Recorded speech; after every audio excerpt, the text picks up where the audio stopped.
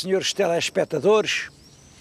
Queria recomeçar estes programas depois de férias com um sítio excepcionalmente bonito, um sítio que eu pudesse dizer à vontade: venham aproveitar estes últimos clarões do verão e venham visitar esta terra.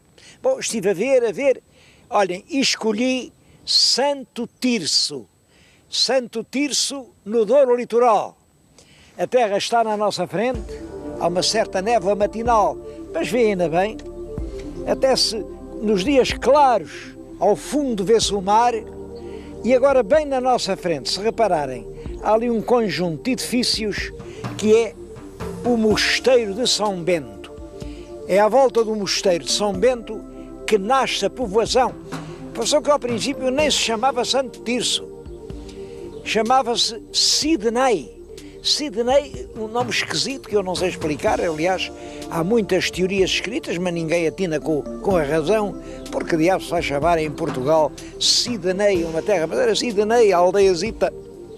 Agora, ali o importante era o convento, um grande convento beneditino, dos maiores que houve em Portugal, onde se prestava um especial culto a um estranho santo, Santo Tirso, um santo cuja existência é mais que duvidosa. A verdade é que no tempo em que teria vivido, não há a menor alusão, e ele teria vivido, dizem, no século IV, é só mais de 500 anos depois, na altura das relíquias, que aparece aí um cavaleiro que vem do Oriente e traz uma ossada e diz que aquilo é do Santo Tirso, e realmente aqui em Espanha estabelece um certo culto do Santo Tirso. Olhem, para este santuário que vamos visitar a seguir, até mandaram um braço do santo.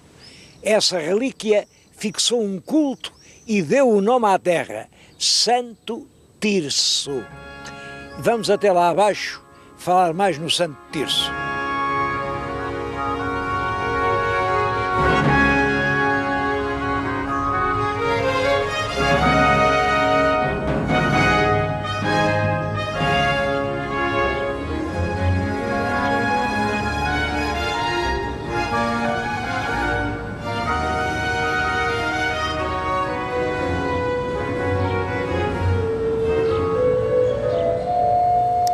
Este é o altar-mor da igreja de Santo Tirso, da igreja do convento de Santo Tirso, porque o convento, já no século X, no ano de 978, não só existia, como já era antigo. Reparem, no século X já isto era antigo. Bom, passaram 1000 anos e as igrejas são um pouco como as pessoas. Se estão vivas, vão mudando. Eu sou o mesmo que era há 80 anos, mas já não estou nada parecido. Como calculam, infelizmente. Esta igreja que hoje estão a ver é a 4ª ou 5ª versão da igreja, porque de tempos a tempos isto envelhecia, arruinava-se, entrava chuva pelo telhado e então os abados mandavam proceder a obras. O que hoje se vê é a versão do século XVIII. É uma versão magnífica. Este é um dos mais belos monumentos religiosos que existem em todo o norte do país. Vale a pena vir aqui para ver isto. Há aí pormenores, como por exemplo aquela grade. Houve uma grande luta a certa altura entre a ordem dos frades e o povo, de quem era a igreja, e resolveu-se a coisa, fazendo uma grade, daqui para lá é do povo, daqui para aqui é dos frades, mas essa grade, que foi feita em Lisboa, no tempo do Marquês de Pombal, no tempo já de Dom José, é uma das grades mais bonitas que eu vi até hoje nas nossas igrejas. Bom, há os altares laterais, há tudo isso. Mas foi para lhes falar do Santo Tirso, que eu vim aqui. Está ali a presidir, veio no altar-mor, e está com uma serra. É que, segundo a lenda agiológica quer dizer lenda de santo. Agios, em grego, quer dizer santo. E ele está com uma serra porque ele foi serrado ao meio. Quando fizeram esta igreja, Todos estes painéis da Capela Mor são relativos à vida do Santo Tirso. Vê-se ali os tiranos arrancarem-lhe os olhos, por isso ele hoje é considerado um advogado das doenças de olhos. E no painel a seguir vê-se com uma serra a serrá-lo ao meio. Eu já lhes disse que penso que historicamente Santo Tirso não existiu. O que existiu foi uma realidade que essas lendas significam e simbolizam. É a perseguição aos mártires do cristianismo. Houve milhares e milhares de pessoas que, por acreditarem na palavra que Cristo pregou, pagaram essa sua crença com a vida e nos suplícios mais atrozes. Bom, isso originou depois o culto dos mártires. Muitos dos mártires que se veneram nem sequer existiram, mas simbolizam os milhares de outros que existiram e dos quais nós nem o nome sabemos. Estou a falar-vos de um santo que se venera e não existiu, e estou numa obra criada por um dos grandes santos, cuja existência histórica é indiscutível e que é um dos construtores da Europa. Estou a falar de São Bento. São Bento é um dos grandes construtores da civilização ocidental. São Bento tinha uma família muito ilustre, rica, muito culta, mas viveu num tempo trágico. É exatamente na altura de São Bento que acaba toda a civilização romana, os bárbaros entram por Roma, destroem os templos, cospem nos deuses, o sangue corre nas terras romanas, a vida em Roma é um inferno, um inferno. E o São Bento, nessa altura Bento Benedictus era o nome que se dizia em latim, Benedictus, resolve arranjar para ele, um pequeno paraíso, um refúgio. Ele foi para o Monte Subíaco, um refúgio muito pequeno, mas onde havia paz, onde não havia violência nem blasfémia, onde havia livros, onde se falava ainda o antigo e belo latim, onde ainda se cultivavam os campos segundo os processos de outrora, onde os servos ainda obedeciam aos amos. Bem, e cria ali um pequeno mundozinho para ele. Há muitos outros romanos que sentem o mesmo drama do tempo em que vivem e vão juntar-se àquele ilustre patrício e aceitam as ordens dele, querem viver como ele, seguem-lhe o exemplo. E essa altura são tantos que Bento muda-se dali e vai para uma outra terra que hoje e sempre, claro, ficou entre Roma e Nápoles, é o Monte Cassino. O Monte Cassino ficou célebre, foi arrasado à bomba pela aviação aliada durante a Segunda Guerra Mundial. E é aí, no Monte Cassino, que se juntam centenas de pessoas que querem viver junto de Bento.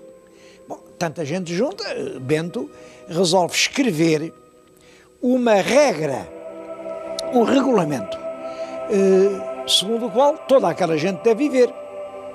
É uma regra muito pormenorizada, tem as horas de levantar, tem as horas de orar, de meditar, tem as horas de trabalhar, tem a maneira como se trabalha, como se junge o arado aos bois, como se escolhem as plantas, como se cultivam as granjas, como se constroem as paredes, como se erguem os altares. Todo um plano de vida está na regra de São Bento. Bom, e aquelas pessoas que estão ali, no Monte Cassino, cumprem essa regra. Devo-lhes dizer que num mundo de bárbaros, um mundo de lápides partidas, de violência, um mundo sangrento, haver um pequeno mundo que tem uma regra, isso é um verdadeiro milagre. E começam a aparecer primeiro na Itália, logo a seguir em França, na Alemanha, na Dinamarca, na Jugoslávia, na Rússia, na Espanha, em Portugal, em toda a Europa, rapidamente. Há milhares de casas que querem viver segundo a regra de São Bento. A regra de São Bento ensina a falar o antigo latim, ensina a venerar os antigos escritores, os antigos pensadores, ensina a estudar, a guardar em bibliotecas os velhos pergaminhos que vinham do passado e por isso, olhem agora já no século XX, este Bento de Núrcia, porque era a terra dele, esse italiano, foi proclamado o pai da Europa, o patrono do Ocidente. E disse-se que à regra de São Bento se deve que a civilização europeia não tenha naufragado completamente, que nós continuemos a falar latim. Eu estou aqui a falar uma linguagem que todos os meus amigos compreendem, que eu creio que será compreendida até por quem a estiver a ouvir, ou em Espanha, ou na França, ou na Itália, quem tiver ouvido agudo e inteligência atenta, entende tudo o que eu digo, porque no fundo eu estou a falar o latim, um latim à maneira portuguesa. Há outros latim à maneira espanhola, há um latim à maneira francesa, há um latim à maneira italiana, há um latim à maneira romena, mas tudo isto é o latim que São Bento nos conservou e nos obrigou a estudar. Nada mais justo que esse título, São Bento, Pai da Europa. Ele adotou uma divisa, uma frase que eu acho que é extremamente oportuna. E agora está-se a falar tanto a Europa e discute-se tanto a Europa para cima, a Europa que não, a Europa que sim. A divisa de São Bento era esta: ora et labora. Isto é latim, mas significa pensa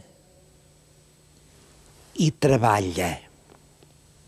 Orar, é claro, orar, hoje já muita gente traduz isto por rezar, não é verdade.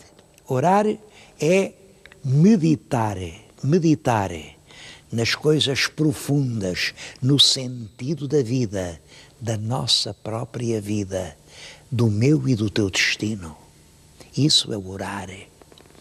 Laborar é trabalhar, é fazer a terra dar fruto, é arranjar pão para os pobres, é conseguir eliminar a miséria. Esta frase de São Bento, ele fundou o convento de Monte Cassino no ano de 639, portanto há perto de 1500 anos. Bom, eu acho que isto continua a ser um lema que é um destino para a Europa: meditar mais e trabalhar sempre. O Mosteiro de São Bento, em Santo Tirso, é o principal monumento da região, mas está longe de ser o único. Quem gostar de monumentos e de coisas antigas tem aqui muito para ver. Eu não posso ir a todos os lugares classificados, mas não queria deixar de mostrar alguns sítios que eu acho de uma grande beleza. Por exemplo, este que está atrás de mim é São Pedro de Roriz. São Pedro de Roriz, como veem, tem uma rosácea românica lindíssima. O pórtico foi um bocado estragado pelo restauro, eu acho que sim, que aquilo está bastante estragado, mas tem uma história engraçada. Eu não sei quando é que o convento foi fundado, sei que o Dom Afonso Henriques deu este convento a Santa Cruz de Coimbra, portanto, eram os frades agostinhos, que estiveram aqui desde o século XII até ao século XVI, porque Dom Afonso Henriques protegia muito os crúzios de Coimbra, os Santa Cruz. Depois, no século XVI, o cardeal Dom Henrique protegia muito os jesuítas e, portanto, entregou isto à Companhia de Jesus. Os jesuítas estiveram aqui até que o Marquês de Pombal acabou com a Companhia de Jesus no século XVIII. Bom, e aí o Marquês de Pombal tinha que fazer alguma coisa, deu isto à Universidade de Coimbra. E a Universidade de Coimbra não sabia o que havia de fazer deste monumento e resolveu vendê-lo. Olhem, vendeu isto tudo a um particular. A igreja passou a ser a igreja paroquial, o convento entrou na posse de uma família que a conserva, felizmente conserva bem conservado. Bom, todo o monumento é realmente uma obra-prima do nosso românico.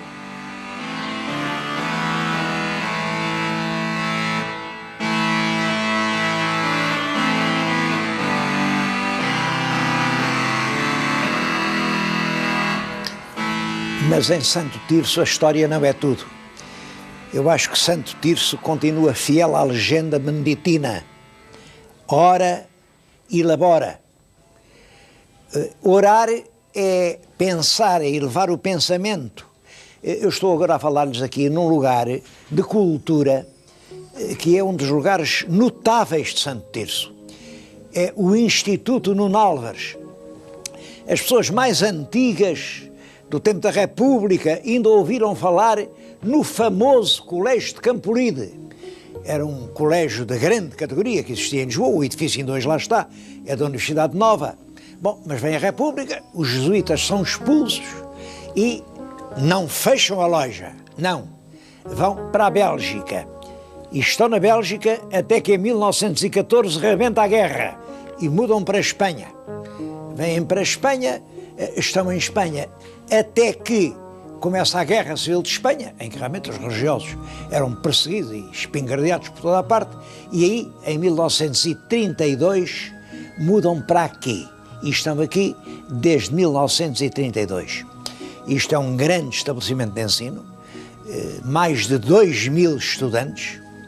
Aqui nenhum estudante paga coisa nenhuma.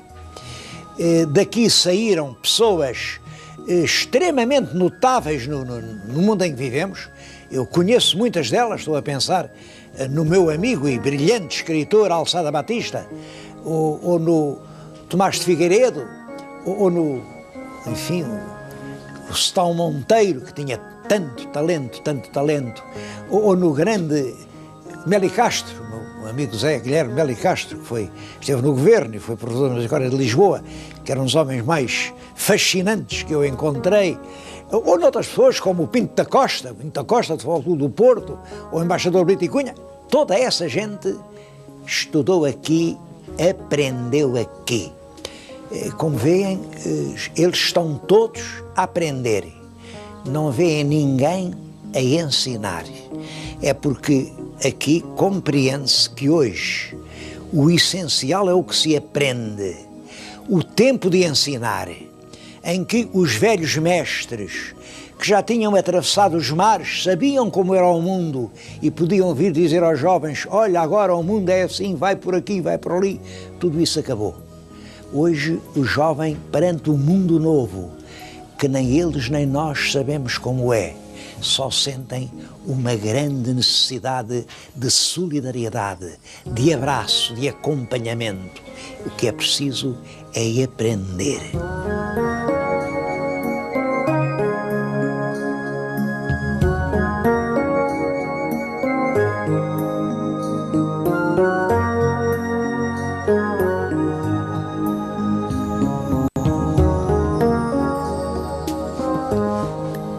A história desta terra muda completamente com a Revolução Liberal.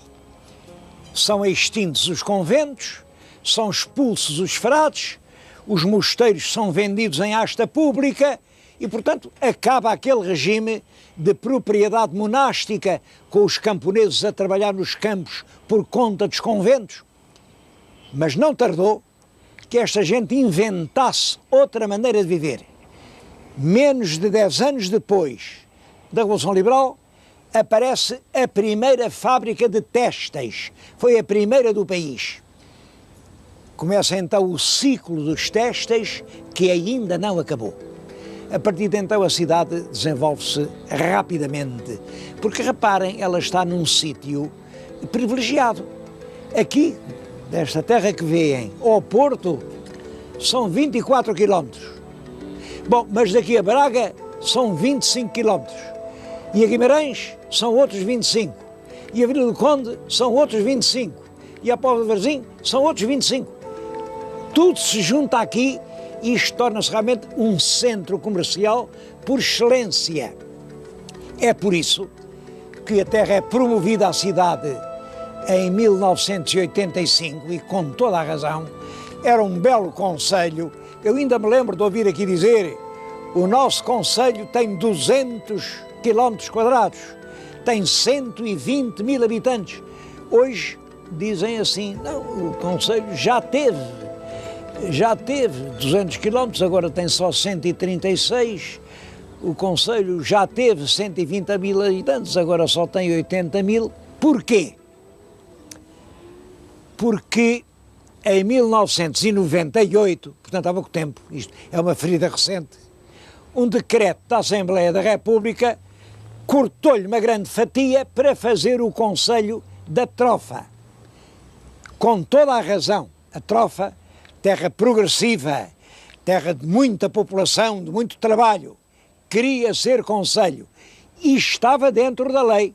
Portanto, a Assembleia fez uma lei, agora a Trofa já é concelho. Bom, mas para isso tiraram 8 freguesias das 32 que Santo Tirso tinha. E, é claro, o concelho ficou amputado. Estou a falar nisto porque isto corresponde a um problema extremamente importante do nosso tempo. Os concelhos foram estabelecidos no princípio do século XIX de acordo com o tempo que demorava a ir até à sede do concelho.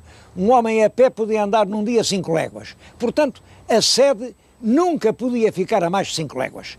E um homem tinha que ir à sede para pagar o imposto, para ir à vida militar, para ir às sortes, para registar o óbito, ou o nascimento, ou o casamento. Era toda a vida civil de um Estado moderno que se processava no concelho. E não se podia exigir que uma pessoa andasse mais de 5 léguas. Ora bem, mas hoje ninguém anda a pé.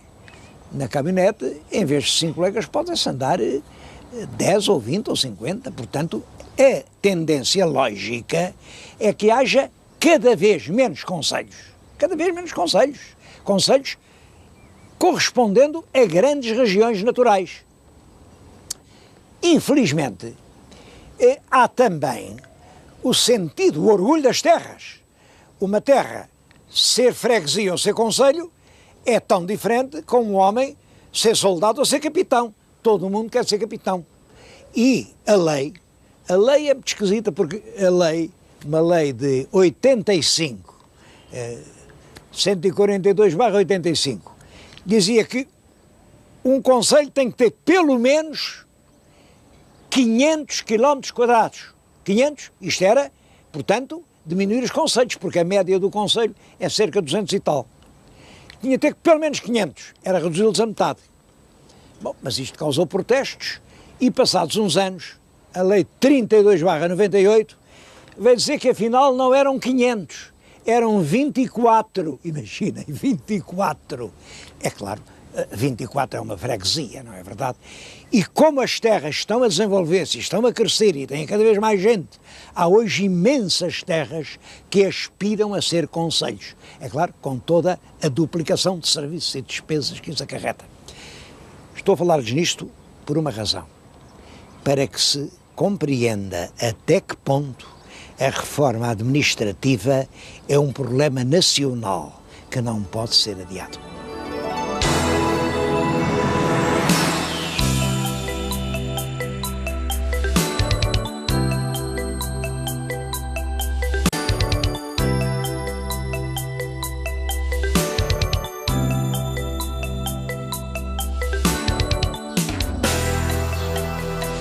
Os beneditinos foram expulsos dos conventos, mas é claro que não foram expulsos do Brasil.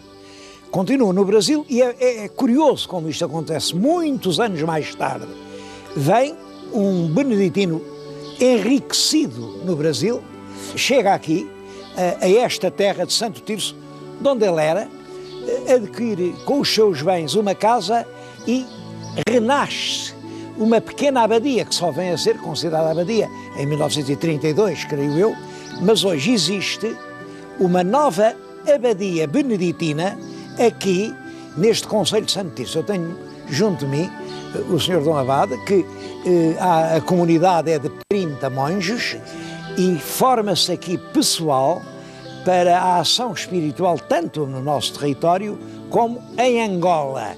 Bom, esta parte de Angola a mim impressiona-me especialmente. Aqui criam as pessoas que vão falar de paz, de amor, de trabalho, de esperança na terra de Angola.